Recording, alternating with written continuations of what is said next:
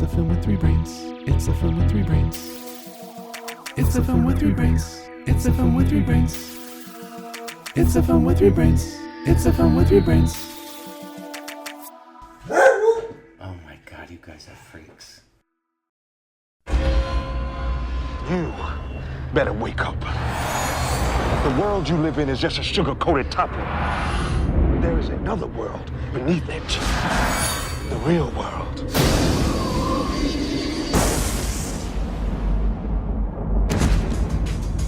For thousands of years, they have existed among us. You keep your eyes open. They're everywhere. Chances are you've seen them yourself and didn't know it. A secret nation. Our livelihood depends on our ability to blend in. With a lust for power.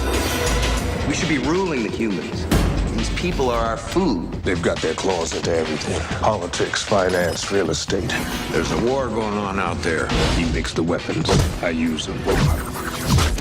Now, one will lead them to conquer mankind. Tonight, the age of man comes to an end. We're gonna be gods. And one will try to stop him dead. There are worse things out tonight than vampires. Like what? Like me.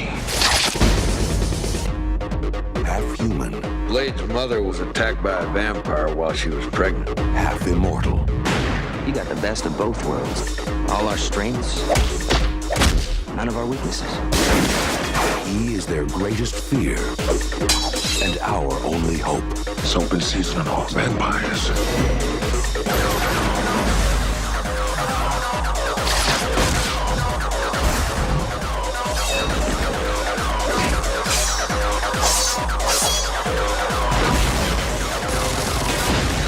Wesley Snipes, Stephen Dorff, You're one of them, aren't you?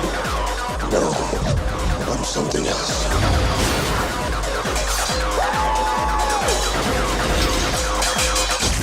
Blade.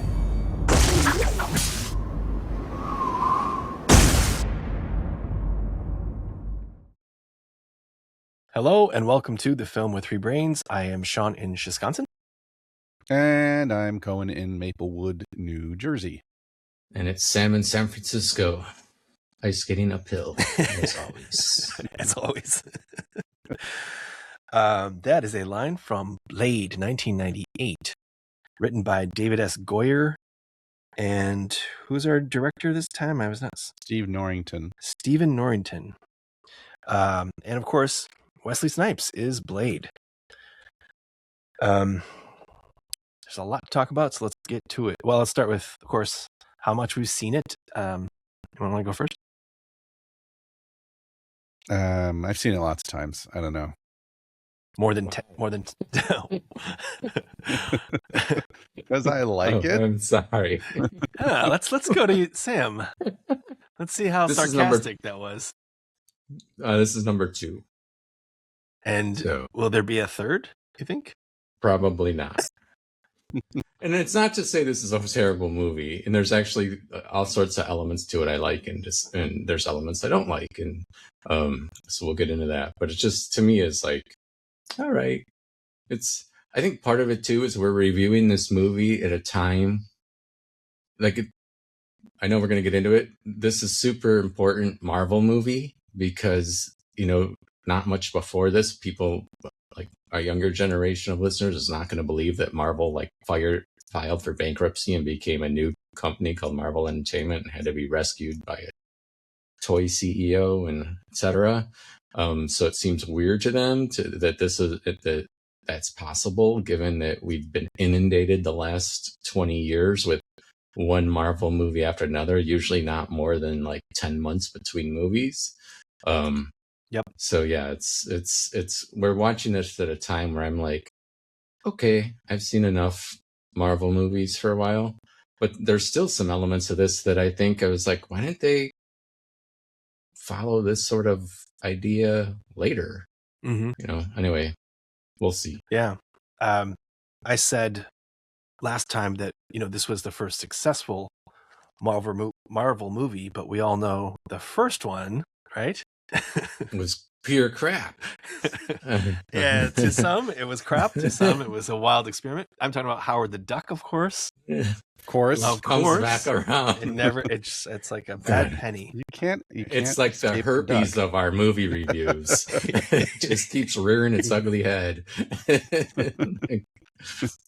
Yeah, well, you might have to enlighten us on the toy company and all that stuff. There's a lot of backstory, but yeah, I mean, I don't really think of this as Marvel, but I do think about the Matrix a lot watching this, man. Oh yeah, holy cow! Which is, I had to look that up. I had to, because I knew this was 1998. I knew Matrix was 1999, but I needed to know from a filming standpoint, could they have possibly seen anything from this movie as they were making the Matrix? And the answer seems to be no. I mean, yeah, this aesthetic, the rave stuff. I mean, the clothing and the isn't that rooftop in the Matrix when he the jumping from the one roof to the other? Yeah, totally. That's the first scene in the Matrix. Yeah.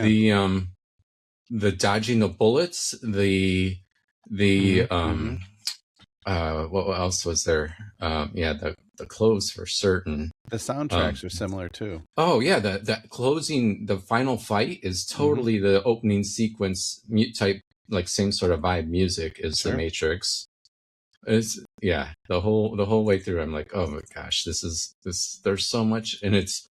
I think the interesting thing about it is that you realize like there must have been something in the air at that time, like that this was coming. Oh, the John Woo style fighting sequences, of course, too. The way the martial arts was done was very similar to the Matrix. So it's like it was building up to this. No matter what, we were going to get some Matrix type movie at the end of the 90s.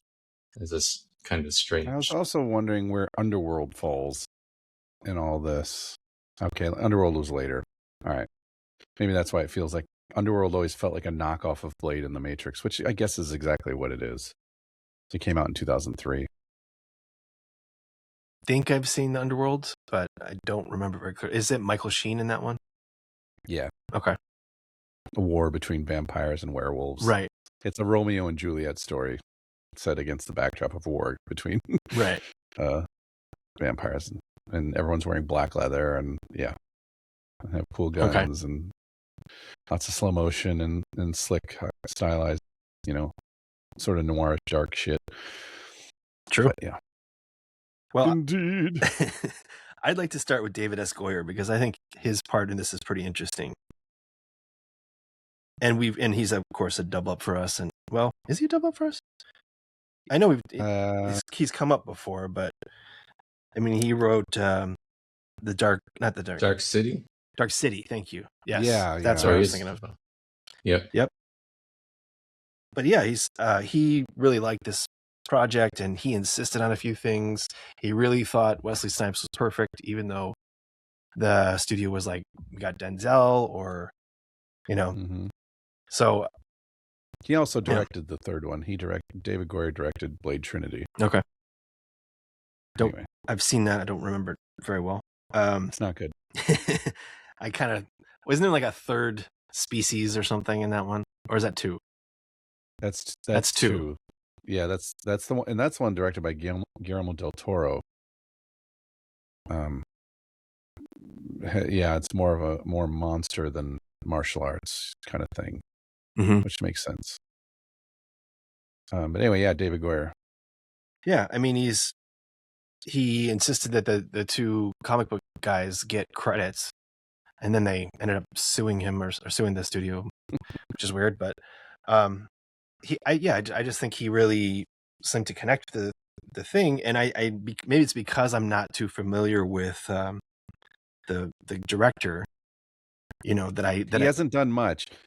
After this he did the League of Extraordinary Gentlemen, and it was such a tremendous turd that it basically ended his directing career. And that was 20 years ago, more than 20 years ago. And that was it for him. He basically was relegated to doing special effects ever since then. Yeah. So he's been working, just not as a director. One mistake. Yeah, well, that was a pretty big one. Yeah. What do you think of his work? What do you think of? Yeah, what do you think of his work in this movie? It's good. I think what's really interesting about Blade, and I did not know this until today, that David Fincher helped David Goyer develop Blade, the story, and was actually they thought he was going to direct it, which I find fascinating. I would have loved to have seen that movie. Yeah. And because by now, 7 had already come out by the time Blade is around. Anyway, I feel like you can kind of see some of Fincher's influence in it. And knowing that Steve Norrington made such a colossal turd after this, and before this he had done something that wasn't terrible. I can't remember what, but yeah, I mean, it's an anomaly, and of course you got to. I mean, I don't know. You wonder how much credit goes to who, in terms of David Goyer and in terms of Wesley Snipes, who's the action scenes are hugely influenced by Wesley Snipes and his desire to stick to a more sort of Chinese style of filmmaking in terms of martial arts movies with long takes, not, and letting the actors and the fighters actually do stuff. I don't know. I like the way Blade looks. I like the way it's edited. I like it a lot. I mean, it's not perfect, but I really enjoy it. I don't know why. I think Wesley Snipes is perfect. He's been in other good movies, but there's something about him in this I just think really works well. Yeah, I would say and he understands the assignment, Yeah, and before, I also like this one more than the second or third. He has a bit of personality, and by the third one, he's got no personality. He's just a stoic, silent vampire murdering machine. Yeah, and it's not as interesting. In this one, he smiles here and there, Barely. and a little, and he emotes somewhat when it comes to like Whistler and all that, and in everything else, they dispense with all of that, and it's just sort of action and gore, and So I like this one the best of the three. Yeah, I don't think it's interesting that he wanted to make a Black Panther movie before this, and that just didn't pan out, and so he ended up doing this instead. But I would have been curious to see him as a Black Panther too. Mm-hmm. Sure. I'm going to interject here, though. Yeah. I mean, well, that was 19 years later. Yeah. I think Chadwick Boseman as Black Panther in, the year 2000 would have been not have worked. This little kid. Yeah. They call him Black Kitten or something. Yeah, exactly. I'm gonna punch you in the shins.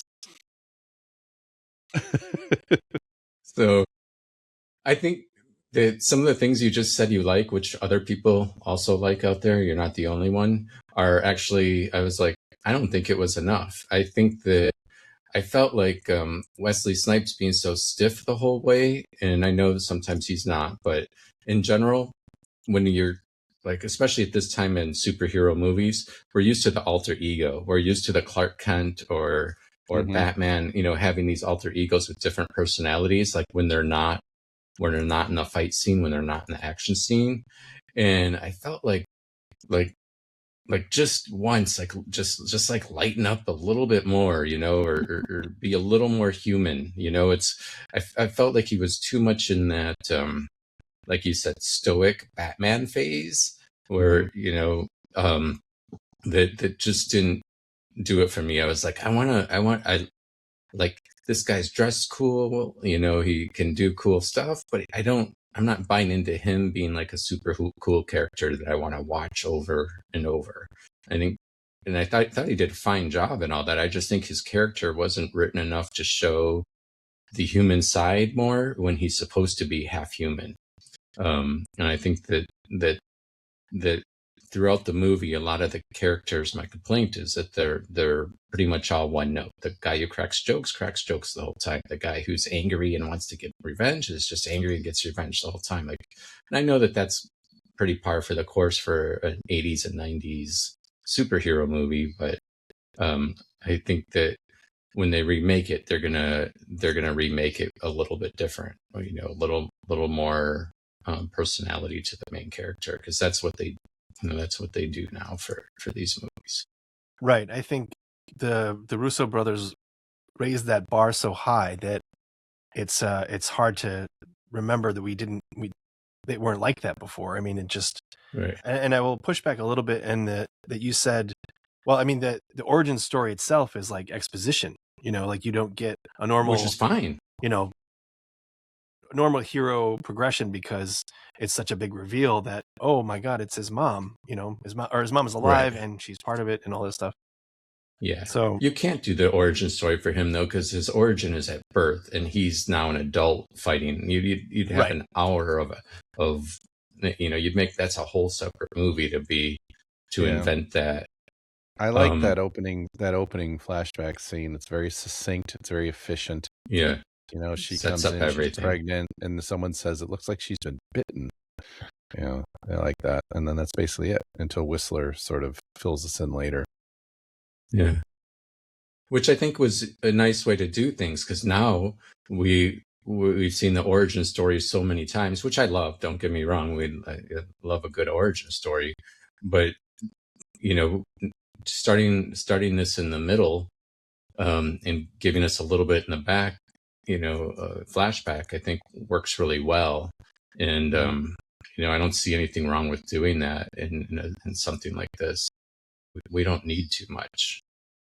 I agree with you 100%. And I would also say that I'm not a huge fan of origin stories necessarily when it's a story that we all collectively already know. Like, I was so happy when they made the Tom Holland Spider-Man, and they didn't show the whole goddamn fucking origin story again.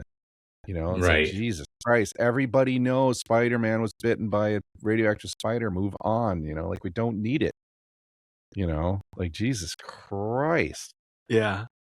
Sony's part in this whole thing is weird too. Like, that they came in with Spider-Man, and that, everyone was like, okay, now we got Spider-Man, but it was still, we're still in the DC world, and we're still sort of in a singular universe. Like, the idea of tying all these stories together or having Easter eggs and all that stuff is like so, unheard of still, right? I mean, when, at least in the Tobey Maguire days, that sort of thing, and that did well. I mean, that people loved those movies. Yeah, they're great. Well, the third one's mostly, the third one's kind of done mostly. And I think that Sam's definitely right about the characters being thin, but I also think that because of the pacing, they had to cut it down a bit. They were way past 2 hours, and they just barely got to 2 hours. The screening didn't do well, and he was able to sort of keep I mean, as far as the beats and the story, the way the story moves, like, I didn't think about this when I first saw it at all. I was barely, I was usually watching this on a couch hungover and barely paying attention. I've seen it 3 or 4 times, but not in 20 years, I don't think.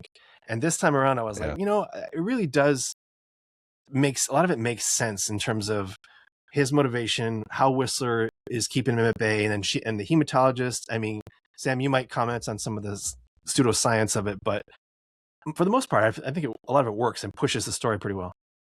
Yeah, I mean, generally, if you're going to look through a microscope at something that might explode, you're not going to do it without your eyes being covered. But that's one thing. Mm-hmm. That I actually found fascinating. That was one of the things I was like, I'm like, that could be a whole movie itself. You have this woman who's bitten by a vampire, figures out that vampires are real, and is trying to combat, what that disease is. That seems like it's own movie waiting to happen. I know it's not an action movie that I'm talking about. It's going to be a much smaller scope movie, likely. But I thought it was a fascinating thing. Like, what do I do knowing that I only have a couple days to try to stop this? And first she has to gather information. She has to meet these people. I was like, oh, there's a lot there, and of course you're not going to spend too much time in the movie on it, because that's not the point of the movie. But I was like, I think right there is a whole movie. Yeah. Beyond, those red blood cells aren't possible. That kind of lost me, but I was like, I felt the same way. Like this seems like they're onto something, and they definitely flesh out the lore, with the Vampire Bible and the mythology of it. They just took it all pretty seriously. Yeah. And it sounded like they weren't going, like the studio were thinking like, oh, it's going to be more of a spoof or a cartoony, and David Escobar, I think, was the main guy saying like, no, I want realism, and I want it to be gritty and serious.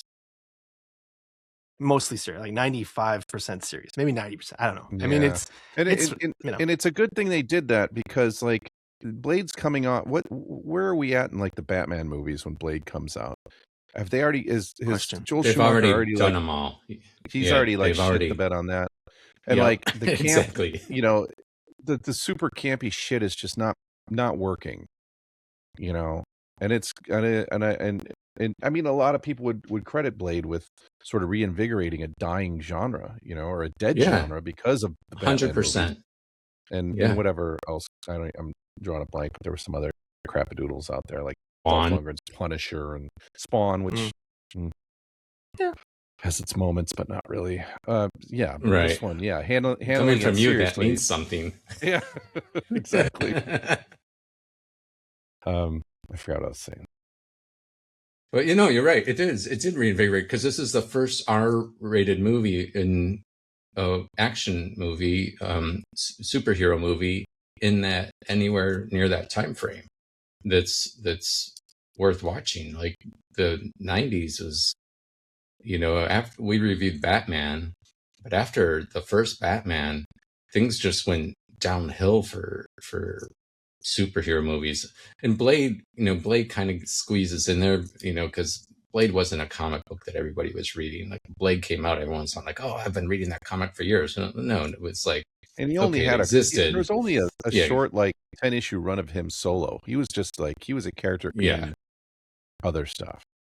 So even though they get credit for that, it's really more about, hey, here's a character who barely has any history, and we're going to flesh it out and make it something standalone, which they did a good job of. I had forgotten that the From Dusk Till Dawn was 96 before this. Oh, right.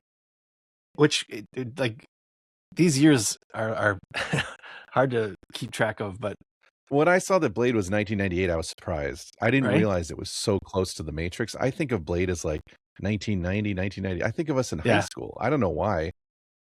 I'm the same. It's weird. Yeah.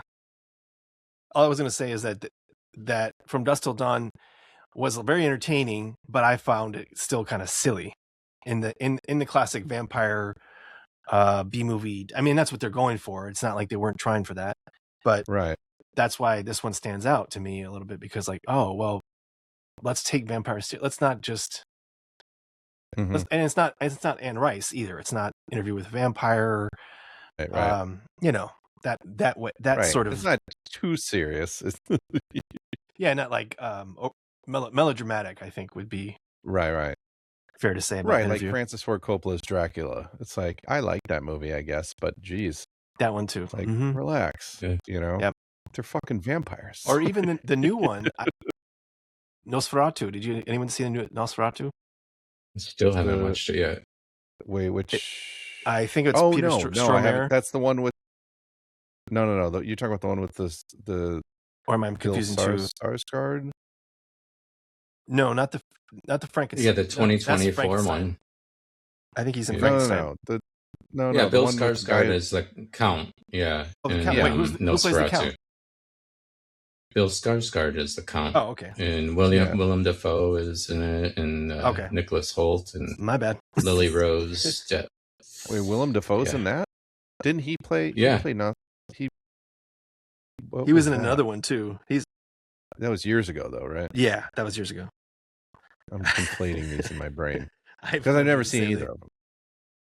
Okay, well, I have seen Nosferatu, the new one, but all I was going to say is that that's well done, but also gothic and romantic and very slow. But this Blade is cool and fun and fast and sexy and all these other things that we're not associating with what we think of vampires, and I think that's interesting. Except Twilight. and then we went back to, and then we needed all of it at once. We want, I don't know what you call Twilight, but okay. Yeah. So you just reminded me of one of my minor gripes with the film.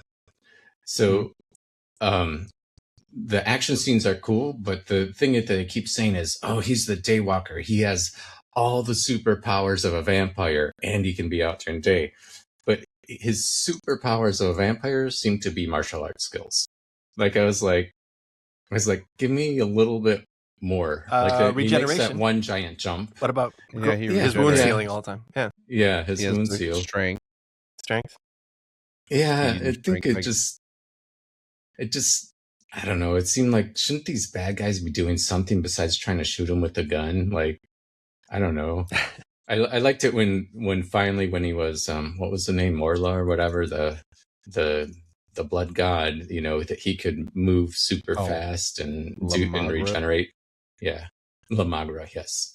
And I think that part of it too is that for anyone who doesn't know this movie, is that it's on the lower budget side of action movies at the time. People were making $100 million movies back in the 90s, and this is not one of them. So the fact that some of the CGI looks dated it's not surprising. They do use a lot of red jelly in this movie. People exploding. Yeah. Except the final scene cracks me up though, because he kills the last guy. The last guy's about to explode. Wesley Snipes puts up his arms like this. The guy goes, but nothing gets anywhere close to Wesley Snipes. It's like, couldn't they have one glop get in his arm or something? It's like, what was the point of that? It's gonna blow. Yeah, the red bubbly shit at the end with Steven Dorff didn't look so great. But honestly, have you guys seen the second Blade 2? There is a lot of CGI in it, and none of it's good. Like fully rendered CGI characters jumping around and shit. None of it looks real. It's terrible. I don't know why he relied on so much of that for that movie, but I guess it's not that much. It's just like a couple of key scenes where you're like, that looks awful. Cutting between CGI and live action, it's so obvious. Yeah, and that was only 4 years later, so it's kind of like, well, I mean, or you could say it was 4 years later, so you think it would have improved by then, but not to the level we're used to now. I mean, we're not. Yeah. We're in the days of AI. This amount of computing we can do it in 5 seconds, but that it was still very costly. Yeah. Early 2000s. Yeah. Indeed. Well, so I'm trying to think of what is important else to cover here, but this is our first Tracy Lords movie. Yeah. Oh. Yeah, I'm sure we'll hit a lot of more. Is she in any other movies? She's in Zack and Mary Make a Porno, I think. Would she be in that? Yeah, she was. Yeah, she is. I think she's in a couple. I think she's. I know she was in a few things Hollywood. here and there in the late 90s. She had sort of made a transition somehow. Well, I know what I was going to say. That there's 3 people that were extras in that opening scene. So Tracy Lords lures her little boy toy into this meatpacking facility, underground club, and he's getting freaked out, and it's dropping rain from the ceiling. And there was 3 extras that sued for permanent discoloration or something of the whatever was in the blood. I don't know. Discoloration of what? I don't know. I'd have to look it up. The hair. There was permanent something. I don't know what it was in the legal brief or whatever, but probably it was, they didn't get paid a whole lot because it was a massive room full of people and they all got slathered in red or black crap or whatever that was. Extras don't make any money anyway. Right. So why not take a shot and $200 for the day, maybe, if you're lucky. I'm not too concerned about that, but that scene is is oddly, I don't know. It's a good way to start though. Oh yeah, as an introduction for Blade, it's pretty cool. Yeah, I agree. And you said that quick opening, and then that's the next thing that happens is we're introduced to the underground vampire world, and slathered in blood, and then everyone's like, "Oh, it's him! It's the Daywalker!" And then he starts kicking ass, and things start moving. Mm-hmm. Yeah, I always it's a little slight turn there, but for some reason this just popped in my head. I liked it. There's a scene where I think it's the scene where Stephen Dorff has the little girl in the date, and Wesley Snipes, you can see the gears turning, and he says sunblock, and he's, oh, it's a start. But then I love the fact that they don't really develop this that much. It's just basically just in the scene. I love the fact that Deacon Frost, the character, has constructed this whole like antagonist, protagonist, like this whole world where he's the bad guy, Blade's the good guy, they're mortal enemies, in it together, sort of Batman and the Joker, and Blade's just like, dude, no. He's just like, you're nothing to me but another dead vampire, and it really irritates him. For some reason, I always like that a lot. Yeah, that is good. Yeah, and I like Stephen Dorff in this too. Yeah.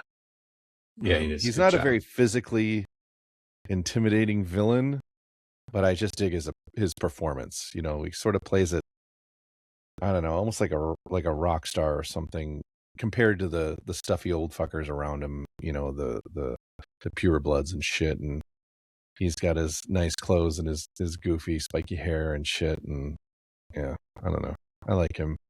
I think he's great in everything, really. I like that he's not impressed with what's his minion that keeps getting chopped up.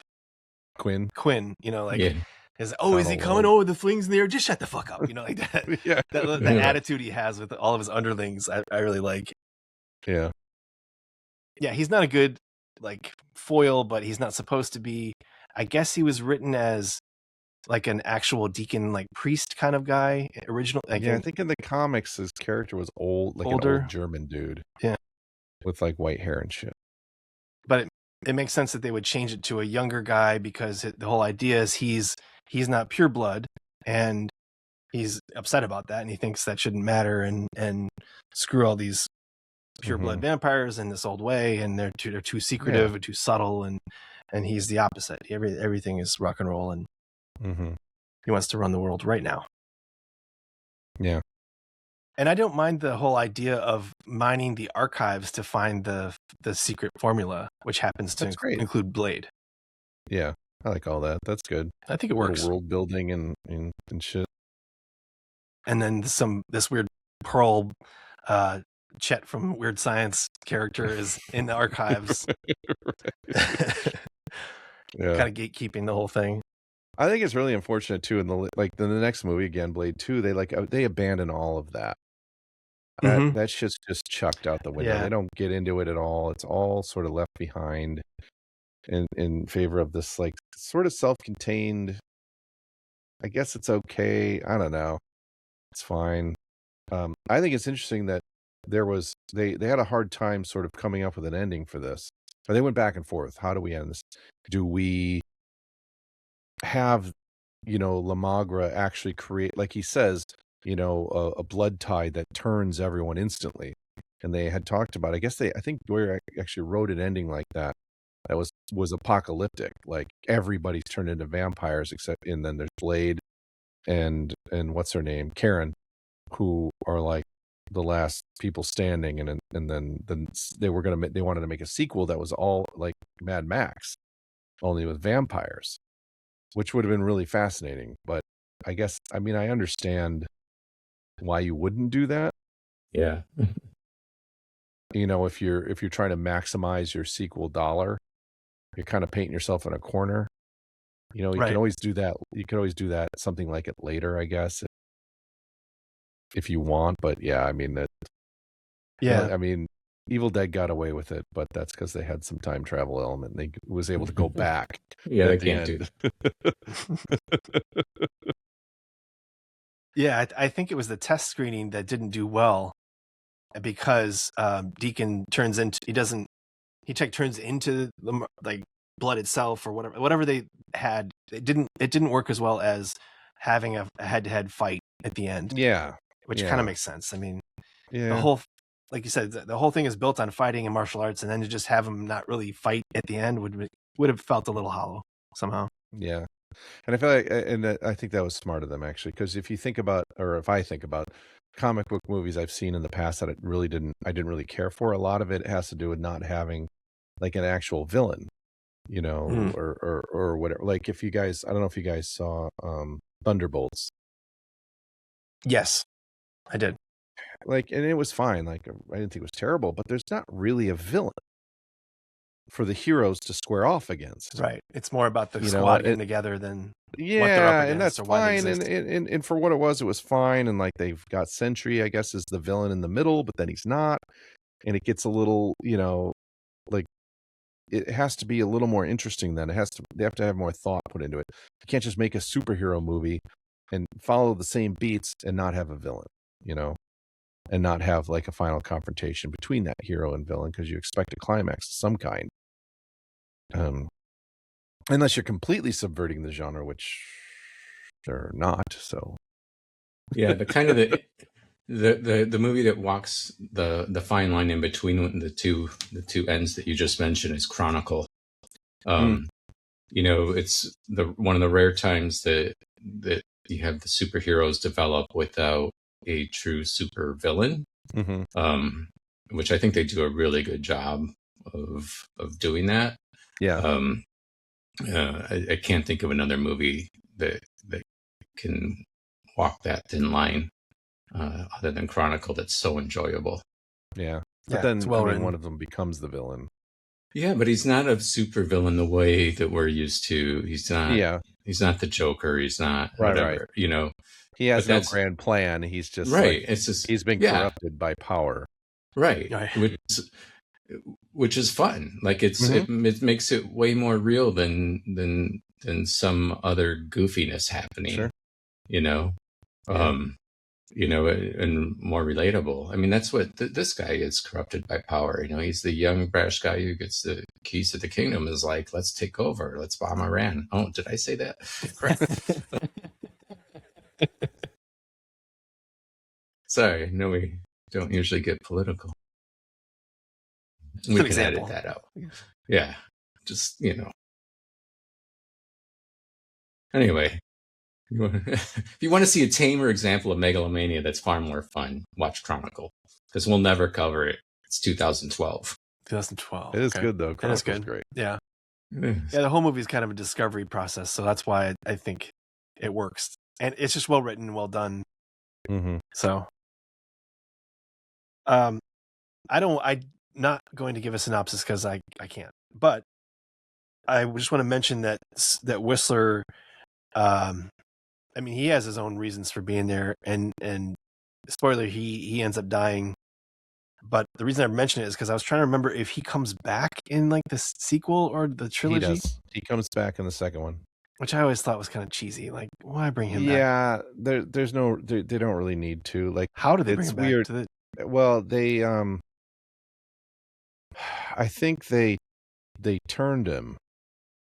Oh, but then he cures himself. Wait, how did that work?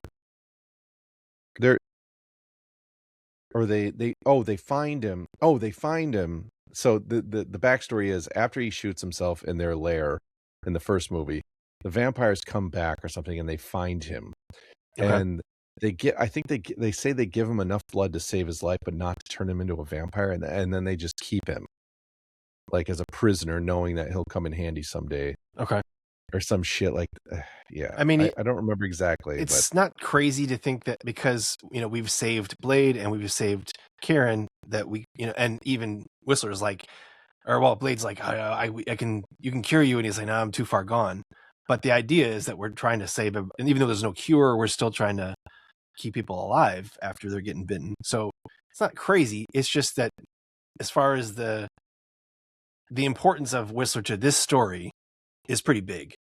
Yeah. And in terms of drama, like losing a main character like that is pretty sad and important to, Blade doing his whole, I'm going to chop that plant, whatever the hell that was. I can't remember what that meant, but, and then, get all this stuff and go on a rampage, Right. So like he has to be pissed off because Whistler is actually dead. That's what I'm saying. Yeah.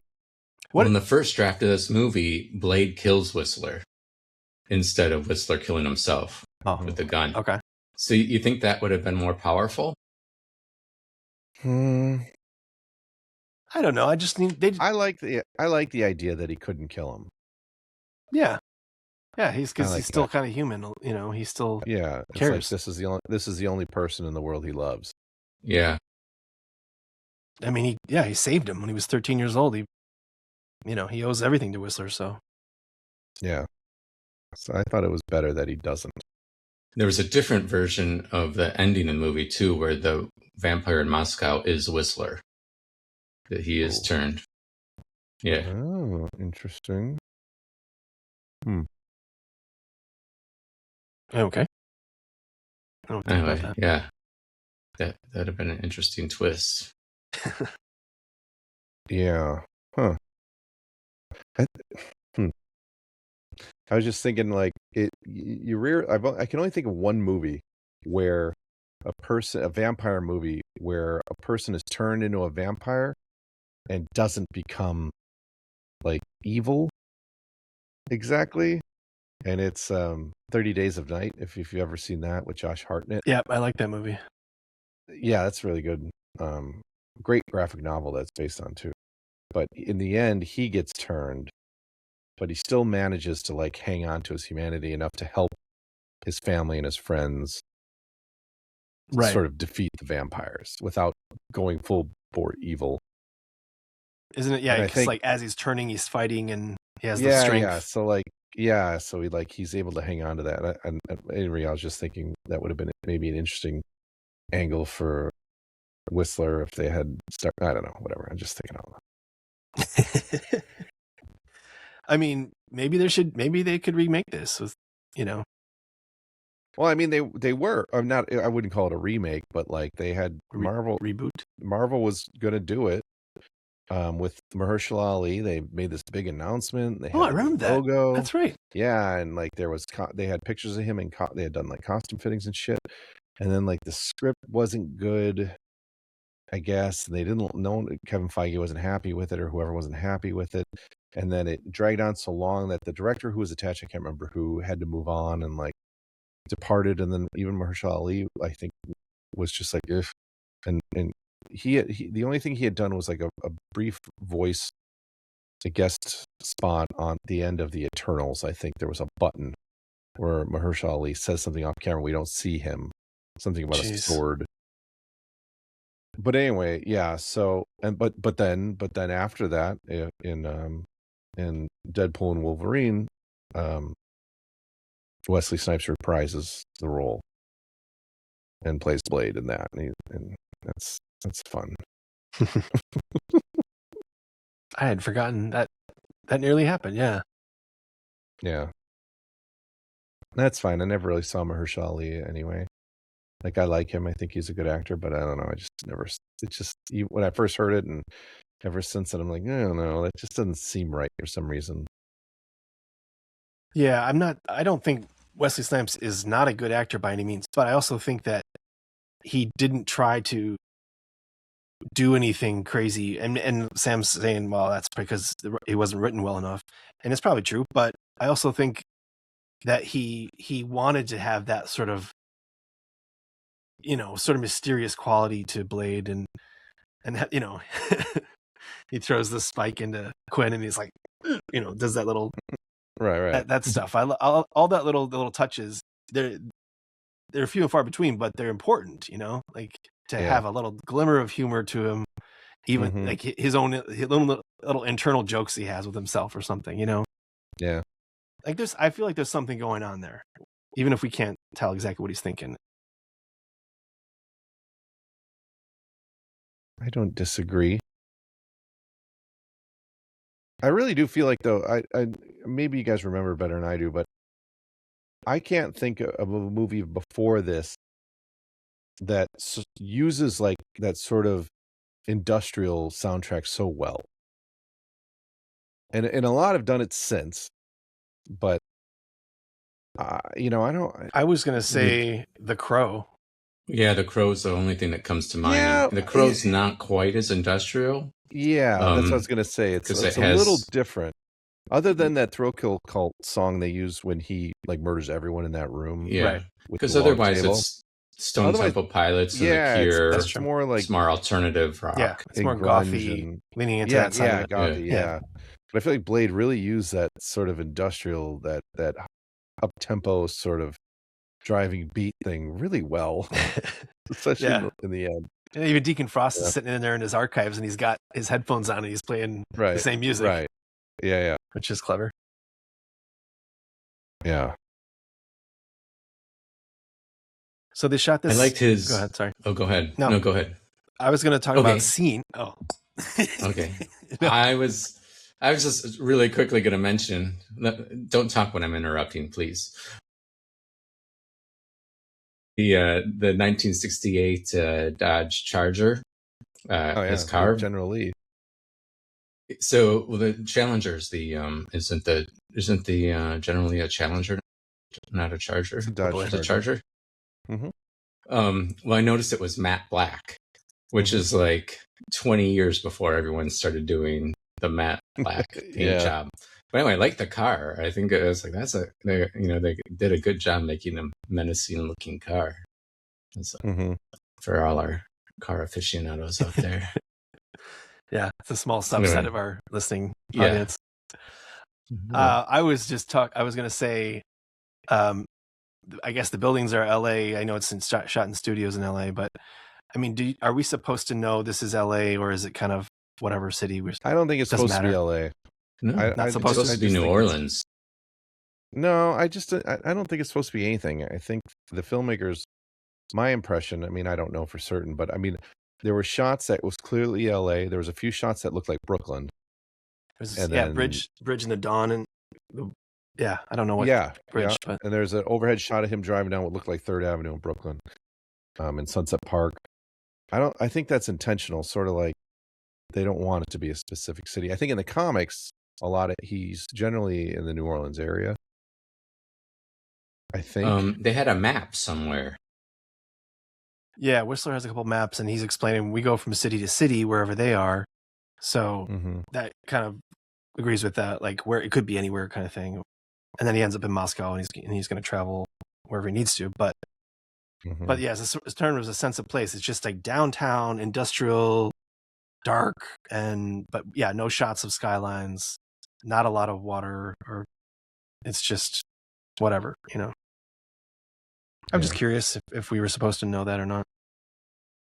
So New Orleans, was that part of anything, or just happens to be one of the places in the comic? Or well, there was a map in the movie that referenced New Orleans, but the movie clearly wasn't shot there. It was shot in L.A.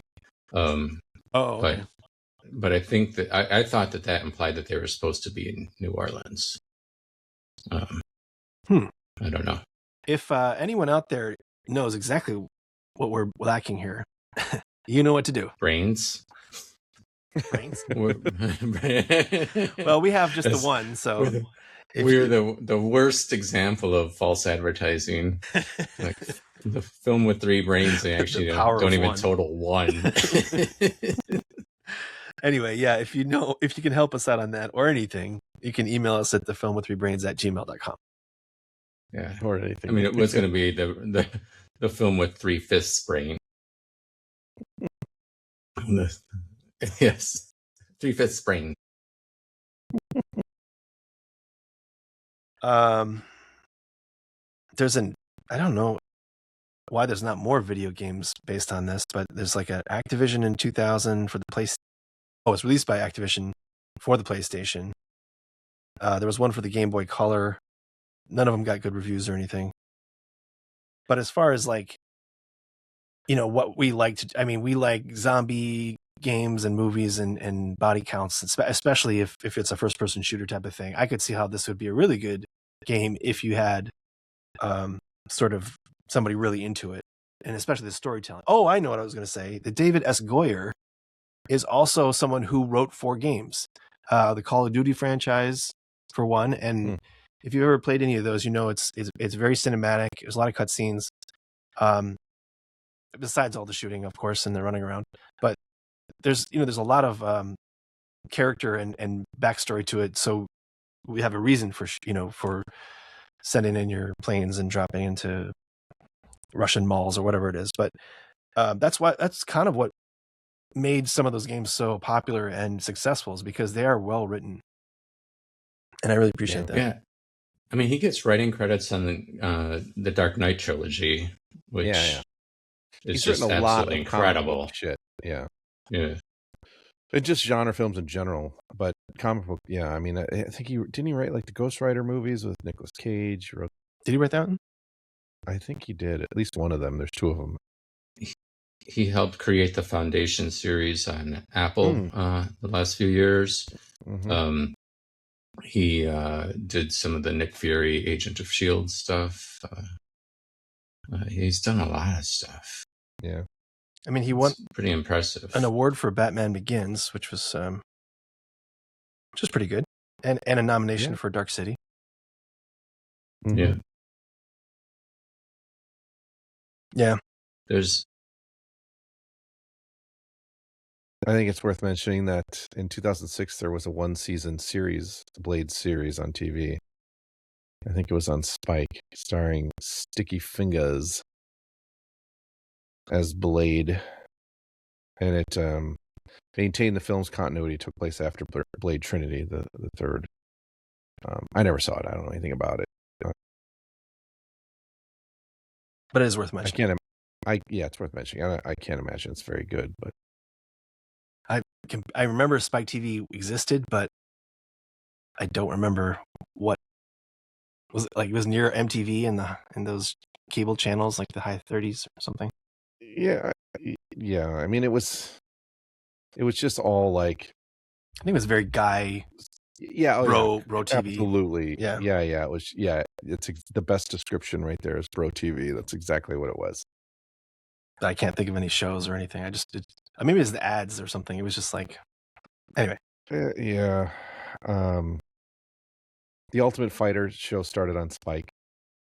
I mean, that's pretty much, that's a great microcosm of the whole channels right there. Is the UFC thing. That's perfect description. But yeah, I don't think it's around anymore,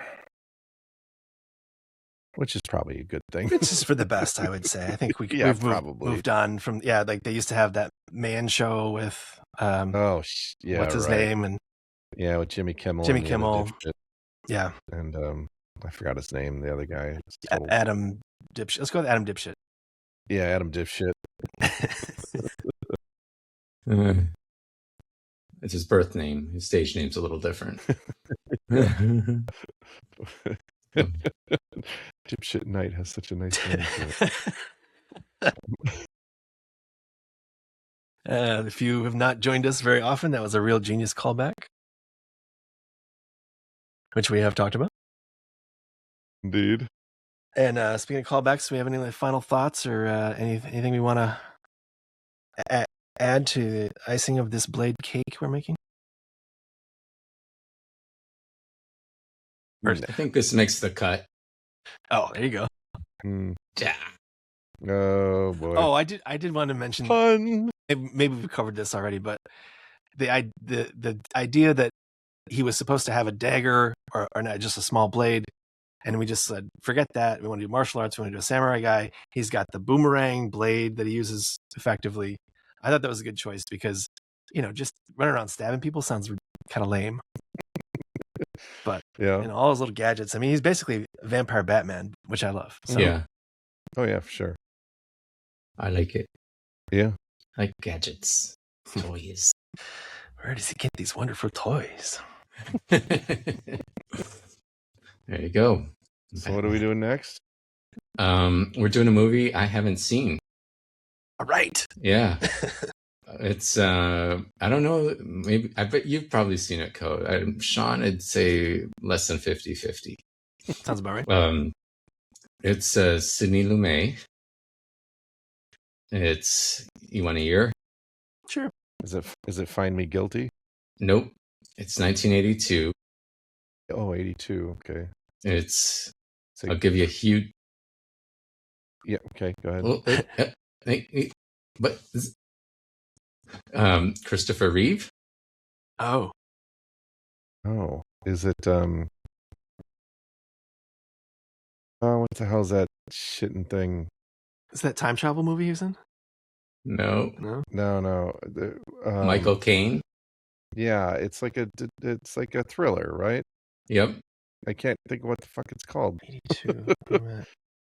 I don't think I've ever seen it, though. I don't think I It's have. called Death Trap. Death Trap, right, yeah. No, I've never seen it. I don't think. I'm Neither. almost certain I haven't seen it. Holy crap. Yeah, I was like, I mean, 3 big names. It's, got a decent Rotten Tomatoes score. We'll get into it. And a decent IMDb score. Where can we watch it?